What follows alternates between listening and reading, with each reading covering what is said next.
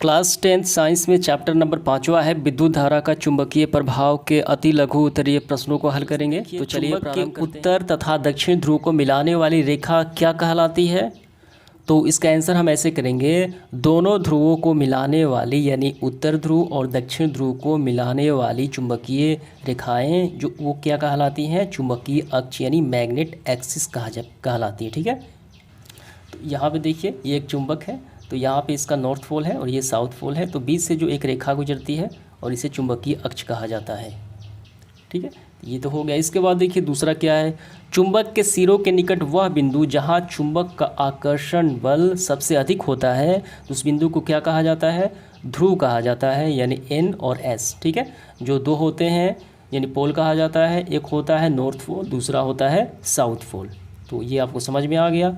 इसके बाद देखिए तीसरा क्या है, क्या दो चुंबकीय रेखाएं एक दूसरे को काट सकती हैं? तो इसका आंसर होगा जी बिल्कुल नहीं, एक दूसरे को नहीं काट। यहाँ पे देखिए चुंबकीय रेखाएं उत्तरी ध्रुव से निकलते हुए दक्षिणी ध्रुव में जाती हैं और ये एक बंद लूप का निर्माण करती हैं, ये एक दूसरे को बिल्कुल भी नहीं काटती। ठीक है, अगला प्रश्न देखिए चौथा क्या है, चुंबक के निकट लाने पर दिक्पात की सुई क्यों विक्षेपित हो जाती है कि उसमें क्षोभ उत्पन्न हो जाता है? तो इसका कारण है चुंबकीय क्षेत्र के कारण, जिसमें समान ध्रुव जो होते हैं N और S, ठीक है, जिसमें समान ध्रुव जो होते हैं नॉर्थ और असमान ध्रुव जो होते हैं नॉर्थ और साउथ क्रमशः विकर्षण और आकर्षण उत्पन्न करते हैं। यानी समान ध्रुव क्या करते हैं क्रमशः, तो देखिए समान ध्रुव क्या करते हैं? विकर्षण करते हैं, और असमान ध्रुव क्या करते हैं? आकर्षण उत्पन्न करते हैं। तो इसी कारण सुई में क्या होता है? विक्षेपित उत्पन्न हो जाता है। तो ये आपको समझ में आ गया। इसके बाद देखिए इसके बाद पांचवा प्रश्न क्या है, ऑस्ट्रोड के प्रयोग में, ऑस्ट्रोड एक वैज्ञानिक है, उन्होंने प्रयोग किया कि चुंबकीय सुई के विचलन की दिशा किन किन बातों पर निर्भर करती है?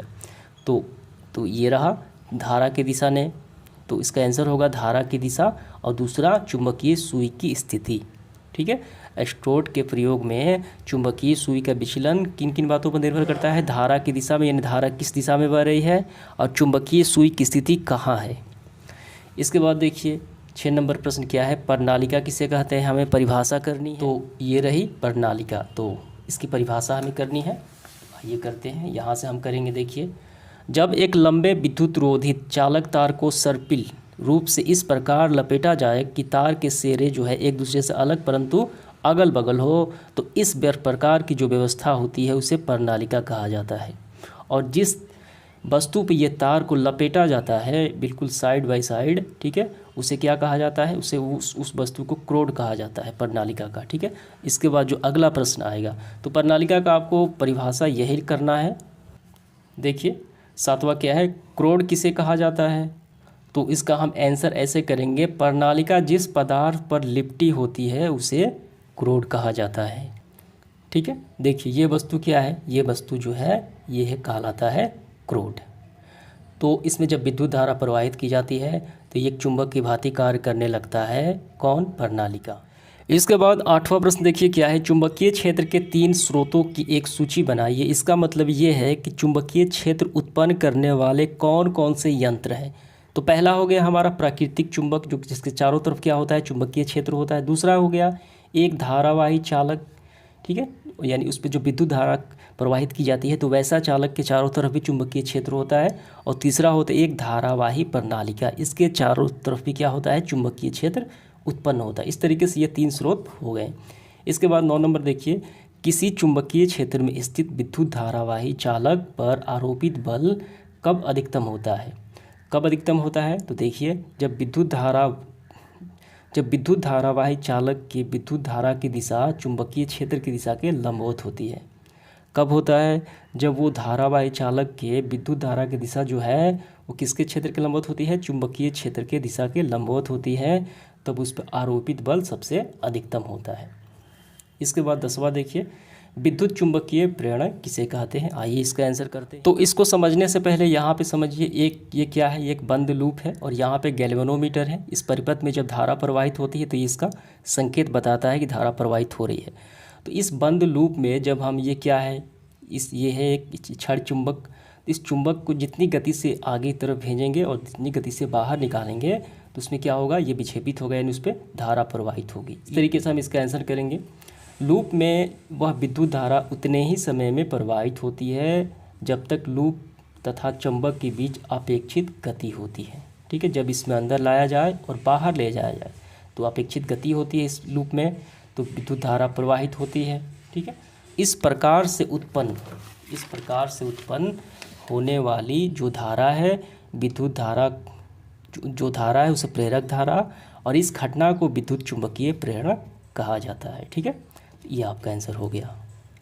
इसके बाद देखिए आगे बढ़ते हुए 11 नंबर क्या है, विद्युत मोटर में ऊर्जा का रूपांतर कैसे होता है। तो विद्युत मोटर में ऊर्जा का रूपांतर हम सभी जानते हैं कि विद्युत मोटर एक ऐसा यंत्र है जो ऊर्जा का रूपांतर विद्युत ऊर्जा से यांत्रिक ऊर्जा में परिवर्तन करता है।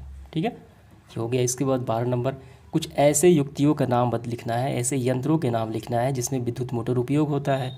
तो विद्युत पंखा हो गया, कूलर हो गया, वॉशिंग मशीन हो गया, मिक्सी में भी होता है। ठीक है, अन्य बहुत सारे उपकरण हैं। इसके बाद 13 नंबर देखिए, विद्युत मोटर का क्या सिद्धांत है, यानी किस सिद्धांत पे विद्युत मोटर कार्य करता है वो बताना है हमें। तो विद्युत मोटर का सिद्धांत हम ऐसे करेंगे, जब किसी आयताकार कुंडली को चुंबकीय क्षेत्र में रखा जाता है तो उसमें धारा प्रवाहित की जाती है, तो कुंडली के बल कार्य करने लगता है जो लगातार उसे घुमाती है। जब कुंडली घूमती है तो उसमें संलग्न धुरी भी घूमने लगती है, और इस तरह मोटर को दी गई विद्युत ऊर्जा घूर्णन की ऊर्जा यानी यांत्रिक ऊर्जा गतिज ऊर्जा में बदल जाती है। यही इसका सिद्धांत कहलाता है। इसके बाद देखिए प्रश्न क्रमांक 14 क्या है, विद्युत जनित्र क्या है, यानी जनरेटर क्या है, यह हमें बताना है।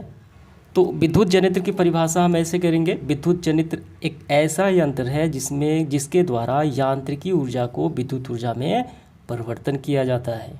ठीक है, इसमें क्या है, एक शक्तिशाली चुंबकीय क्षेत्र होता है। तो यही हो गई इसकी परिभाषा। अब इसका हमें सिद्धांत भी लिखना है विद्युत जनित्र का, आइए करते हैं।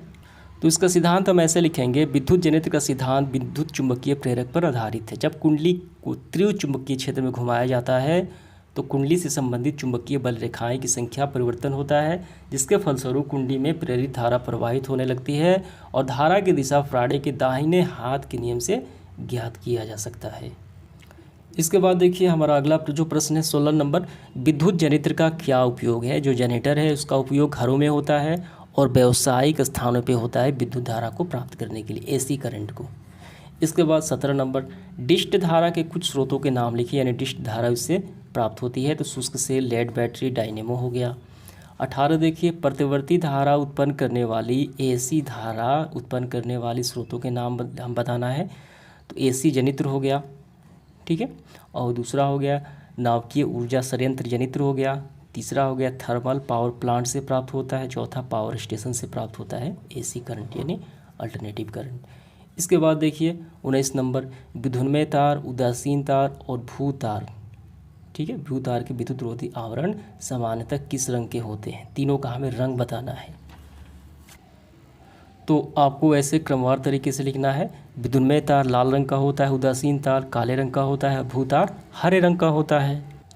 इसके बाद देखिए हमारा अगला जो प्रश्न है, प्रश्न क्रमांक 20वां, किसी विद्युत परिपथ में लघु पतन कब होता है। तो इसका आंसर हम यहाँ से करेंगे। देखिए कभी कभी तारों के विद्युत रोधी परत खराब या क्षतिग्रस्त हो जाने से वो आपस में संपर्क में आ जाते हैं। ऐसा होने से परिपथ का प्रतिरोध लगभग शून्य हो जाता है, यानी शॉर्ट सर्किट हो जाएगा। तो क्या होगा उस समय, तो उस परिपथ में बहुत धारा प्रवाहित होने लगती है और लघु पतन कहा जाता है, शॉर्ट सर्किट उसे कहा जाता है। ठीक है, चिंगारी उसमें उत्पन्न होने लगती है। तो ये पूरा आपको लिखना है शॉर्ट सर्किट की परिभाषा। इसके बाद देखिए 21 नंबर क्या है, भू संपर्क तार का क्या कार्य है। जो हरे रंग का होता है उसका कार्य हमें बताना है। तो यहाँ पे देखिए ये है भू संपर्क तार, तो इसका कार्य हम यहाँ से करेंगे। घरों में एक तीसरा तार भी होता है जिसे भू तार या अर्थ वायर इसे कहा जाता है, अर्थिंग कहा जाता है। यह घरों के निकट पृथ्वी के काफ़ी नीचे मिट्टी में दबी धातु की एक चालक प्लेट से जुड़ा होता है। भू तार सामान्यतः हरे रंग के विद्युत प्रकाश ढका होता है। भू तार सुरक्षा की दृष्टि से लगा होता है और ये सप्लाई आपूर्ति को इस प्रकार प्रभावित नहीं करता, यानी ये विद्युत आवेशों को नीचे भेज देता है। ठीक है, इसके बाद 22 नंबर देखिए, घरेलू कार्यों में व्यवहार में लाने वाली बिजली की क्या होती है क्षमता, वोल्टता। तो 225 वोल्ट होती है और 50 हैट्स होती है, जो घरों में बिजली हम सप्लाई में के तौर पे उपयोग करते हैं। 23 नंबर देखिए, घरों में विद्युत परिपथ में विद्युत उपकरण किस प्रकार व्यवस्थित होते हैं। तो समांतर क्रम में होते हैं। अगर कोई उपकरण एक खराब हो जाए तो सभी परिपथ में धारा तो प्रवाहित होगी, ऐसा नहीं कि सभी बंद हो जाएंगे। ठीक है, यानी सब में अलग अलग धारा प्रवाहित होती है, तो समांतर क्रम में हो गया।